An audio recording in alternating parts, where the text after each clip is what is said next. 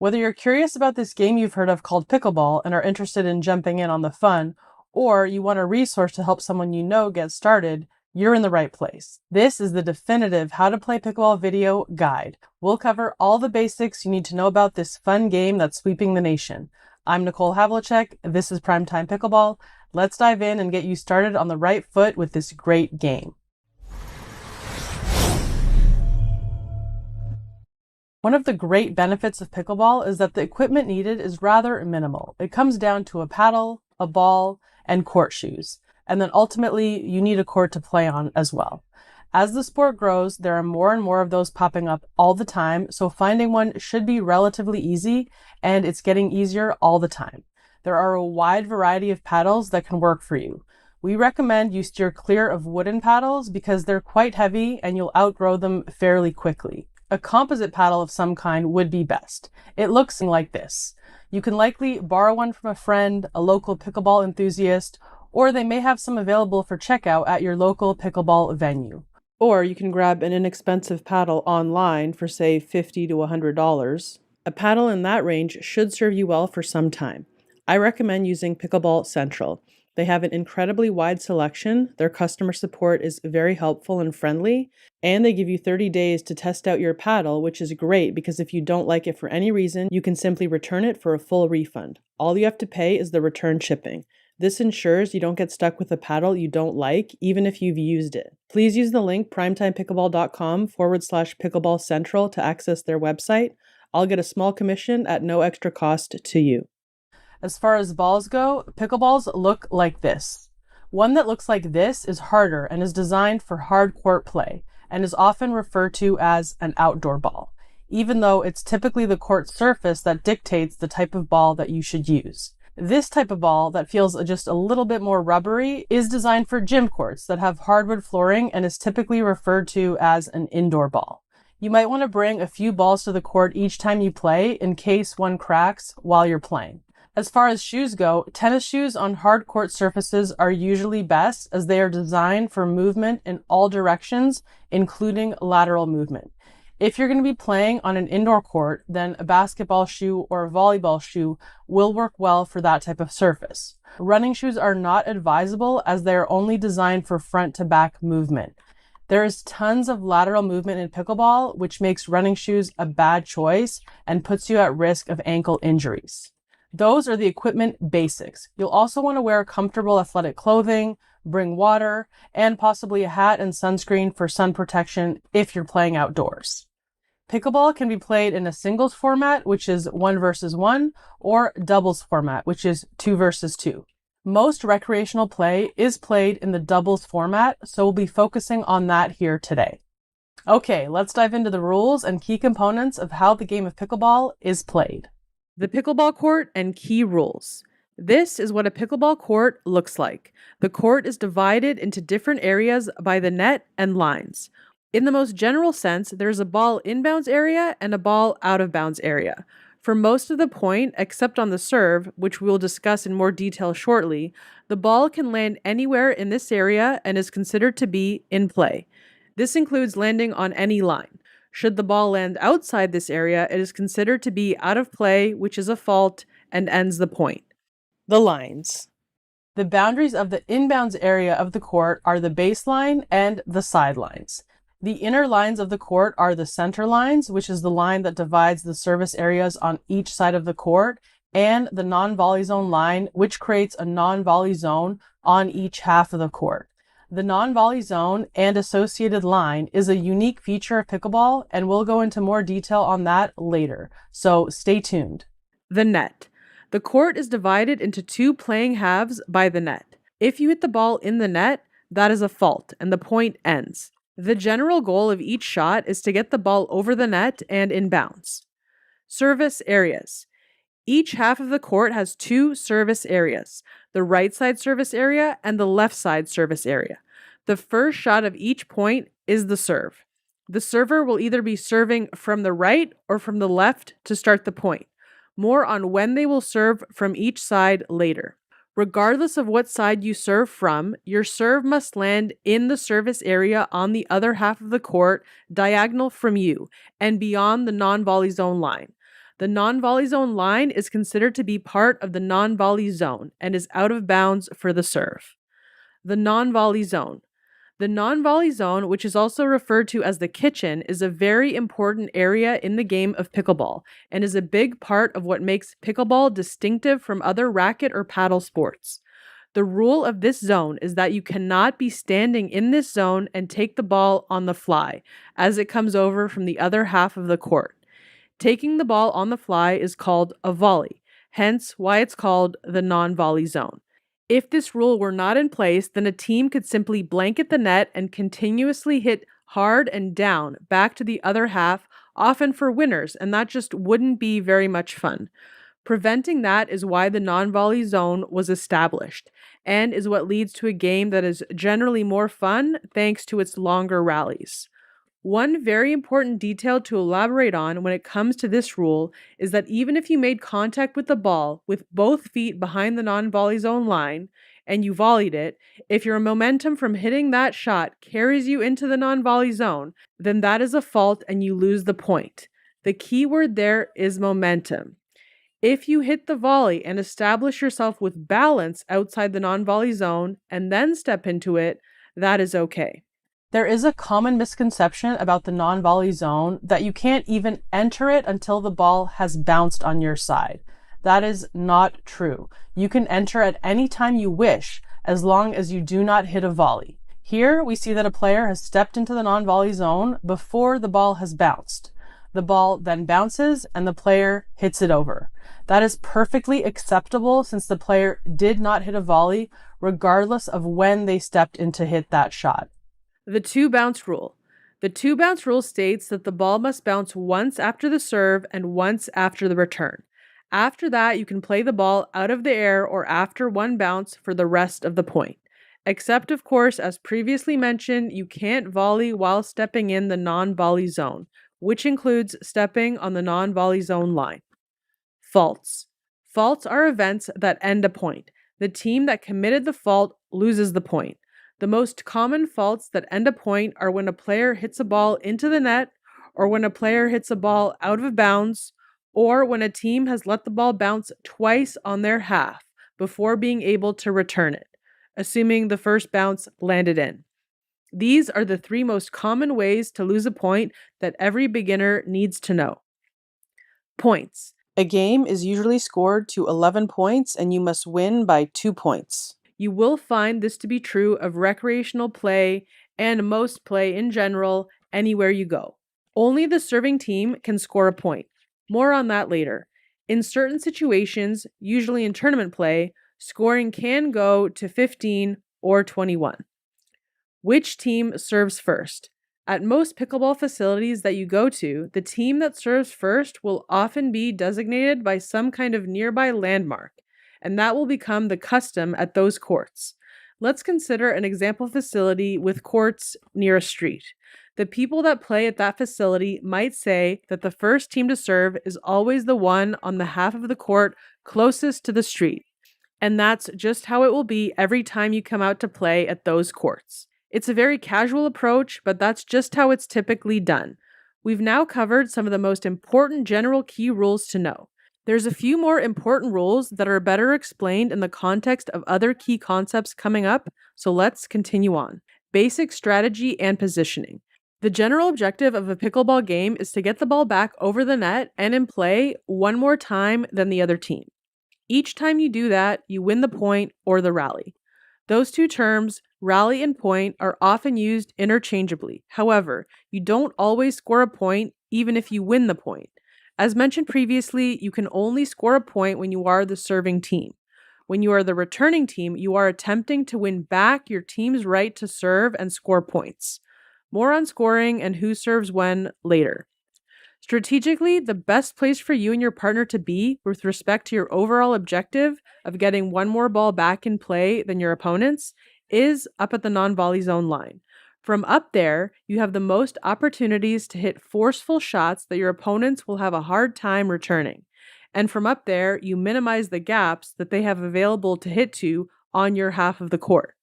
So both you and your partner should strive to get up to the non-volley zone line as soon as possible after the serve or return. The other team will be doing the same, and two skilled teams will likely have many slow and also rapid exchanges with both teams at or approaching the non-volley zone line. It's important to note that, especially as you're learning the game, you may find that many points are over before getting up to the non-volley zone line ever happens, because it does take several shots hit well in order to transition up there from where you started the point, which was back behind the baseline. Also, some players prefer to default to staying back near the baseline, especially if they are former tennis players, simply because they are more comfortable playing from back there and hitting ground strokes off the bounce. That's okay. Players can choose to play in any style that they wish. Simply remember that the most skilled players and the ones that ultimately have the most success with the game are actively striving to be up at the non-volley zone line. It's truly the most advantageous place to be because of the laws of physics and geometry. Starting positions. We'll now go over the key concept of starting positions for all four players on the court and then tie that all together in the scoring section to follow. Usually, throughout the course of a game, each team will have multiple opportunities to be the serving team and the returning team because many side outs will occur over the course of a game.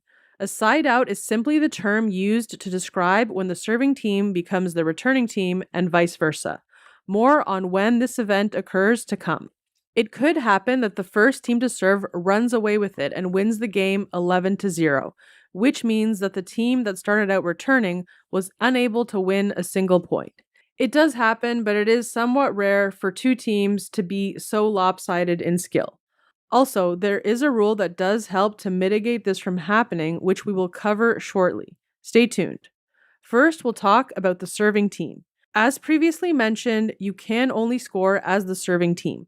Both players on the serving team will position themselves behind the baseline to start the point because of the two bounce rule. The server must serve starting with both feet behind the baseline as a rule, and since the shot that comes back must bounce, it makes sense for the server's partner to also be back behind the baseline so they don't get caught volleying the next shot that comes back, which could very well happen if they start with their position more up in the court. The first player to serve at the start of the game and after every side out is the player on the right side of the court at that time. That will not necessarily be the same player on a team every time. This will become clear as we go. You, as a team, can decide who that player will be at the very start of the game, and then the score and switching will dictate who is on the right after every side out from then on throughout the rest of the game. Each player on the serving team will have a chance to serve every time that team is the serving team, with one exception. More on that exception later. When the serving team scores a point, the players on the serving team switch sides for the next point.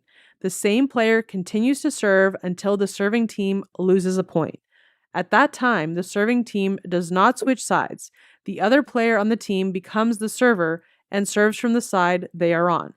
Again, the serving team will continue to switch sides after each point while the second server is serving, as long as they continue to win points. Once they lose a point with that second server serving, the ball then goes over to the other half of the court and the other team becomes the serving team. As mentioned previously, this switch is called a side out. Now we'll talk about the receiving team. The receiving team should position themselves with the returner behind the baseline ready to receive the serve and their partner up at the non-volley zone line. You, as a team, can decide who the first returner will be at the very start of the game, and then the score and switching will dictate who is on the right side after every side out from then on throughout the rest of the game. Should the serving team win the point, the serving team will switch sides, and the same server will now be serving from the left. The returning team does not switch sides. The other player on the returning team will now be the returner and should start the point from behind the baseline, while their partner now starts the point from up at the non-volley zone line.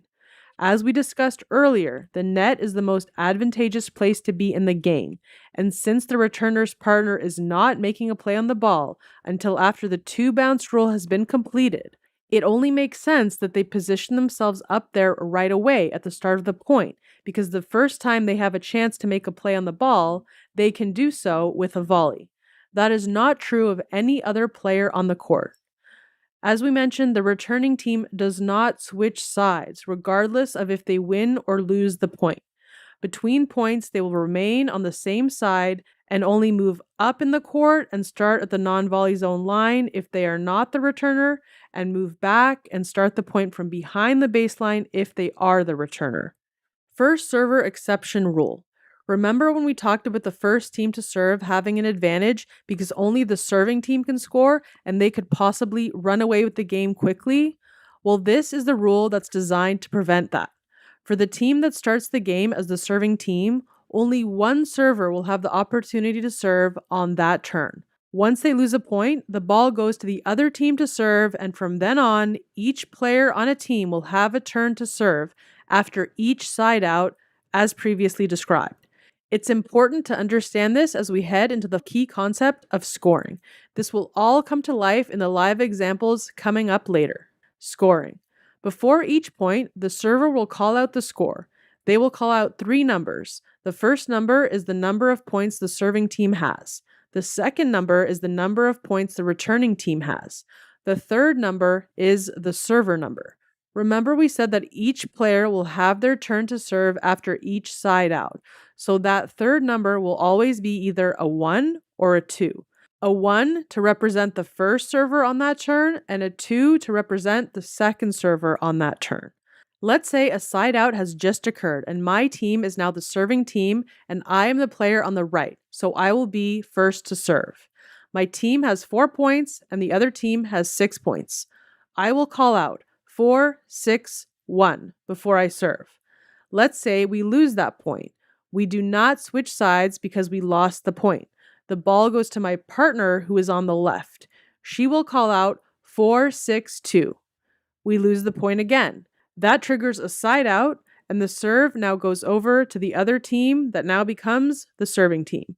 The player on the right calls out 6, 4, 1 before they serve. That's the gist of how scoring works. Now, remember about the first server exception rule, which states that only one player, the one on the right side, gets to serve on the first service turn of the game? Well, that's what makes the very first time the score is called out just a tad bit strange. The score that is called out at the very start of the game is 0-0-2 because a side out will occur right away when the serving team loses a point. Their partner will not get a chance to serve on that turn. You can think of it as the first server getting essentially skipped on that very first turn to serve, and we started with the second server. Hence why we always start with the score 0-0-2. Let's say the serving team loses the first point. The ball goes over to the other side and the player on the right is the first server on that turn. The score they call out is 0-0-1 because from now on, both players will have their turn to serve after each side out. Let's look at a few examples to bring this all to life. We've decided that Miriam will start as the first server. I am her partner.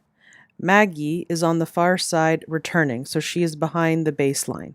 Irene is the returner's partner, so she is up at the non-volley zone line. Miriam will call out a score of 0-0-2 and then serve the ball to start the point.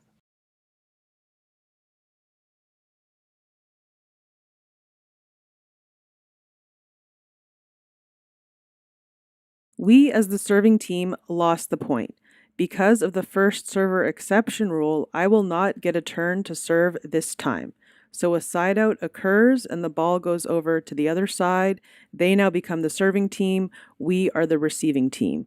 Since we lost the point, we do not switch sides. Miriam is now the returner and I am the returner's partner. Because Maggie was on the right side when the side out occurred, she is the first server, and she will call out a score of 0-0-1.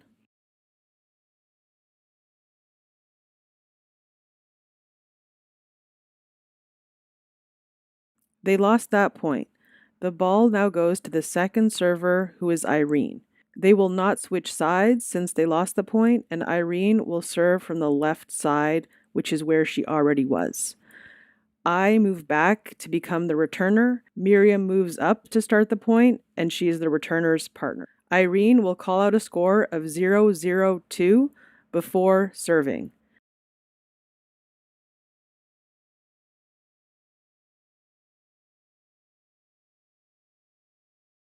They won that point. Since they are the serving team, they score a point. They also switch sides. Irene now moves to the right and serves from there, and Maggie is on the left. Miriam is now the returner, and I am the returner's partner. Irene will now call out a score of 1-0-2 before serving.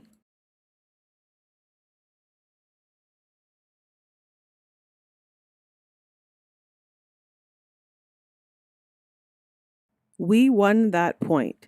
Since now both Maggie and Irene have had their chance to serve, a side out occurs and we become the serving team again and they become the receiving team. Since Miriam started the previous point on the right side, she is the right side player after this side out and will be the first server for our team on this turn to serve. Should we lose a point, I will then get my chance to serve on this service turn for our team.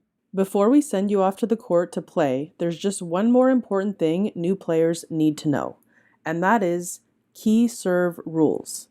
The serve is unique in the sense that it's the shot that has by far the most rules about how it can be hit. These rules are primarily designed to limit how powerfully you can hit the serve. As we already touched upon, you should start your serve with both feet behind the baseline, and you can't step into the court or on the line until after you've made contact with the ball. The full rules regarding your feet on the serve are actually a bit more nuanced than that, but for simplicity, that's all you really need to know. Although you can serve with the forehand or backhand, the forehand serve is what's used most, almost exclusively, so we'll cover that one. There are two general options you can use for your serve anytime you step up to serve: the volley serve or the drop serve. Let's start with the volley serve rules. When you toss the ball and hit it on the fly from out of your hand, that is a volley serve. Your serve motion for the volley serve must meet these three requirements to be considered legal. Number 1, your hitting arm must be moving in an upward arc at the time you strike the ball with your paddle. Number 2, the highest point of your paddle head must not be above the highest part of your wrist when the paddle strikes the ball. Number 3, contact with the ball must not be made above the waist. There is some confusion and discussion around this one because people tend to have different ideas about the exact location of the waist. So although it's not in the rules, it's generally accepted that the navel is used as the marker, since nobody disagrees about the location of the navel. The other option you can use is the drop serve. When you release the ball and let it bounce before striking it, that is a drop serve. The three requirements for the volley serve do not apply to the drop serve. If you choose to use a drop serve, then these are the rules that apply. Number 1, there are no restrictions to how many times you let the ball bounce, although I recommend you let it bounce only once so you can get the highest contact point possible. Number 2, the ball can bounce anywhere. Some players get the impression that the bounce must be behind the line. That is not true. The ball can bounce behind the line, on the line, or inside the court. Number 3, the ball cannot be propelled upward or downward on your toss. You must only release it. You can do so from any height you wish, but it must be a simple release with no assistance from force. Most players choose to use the volley serve, since you can typically achieve a higher contact point with the volley serve. A higher contact point is always desirable in pickleball, since you have to hit less upward to clear the net and can therefore typically hit a more effective shot. Yet, many new players find it easier to time a drop serve as opposed to a volley serve. Initially, routinely getting your serve in is more important than maximizing the impact of your serve on your opponents, so try both and do what works best for you. You can now hit the courts with confidence, knowing that you have the information you need to be successful, all while having a blast from the get-go. To help you progress along your pickleball journey, be sure to subscribe to this channel so you can get notified of newly released videos. And also make sure that you don't miss out on the growing resource of pickleball tips, techniques, tactics, trainings, and more to help you up your game as you go over at primetimepickleball.com. Be sure to jump on over there to stay up to date with cutting-edge pickleball information, all designed to help you get the tools you need to become the player you want to be. Visit primetimepickleball.com today.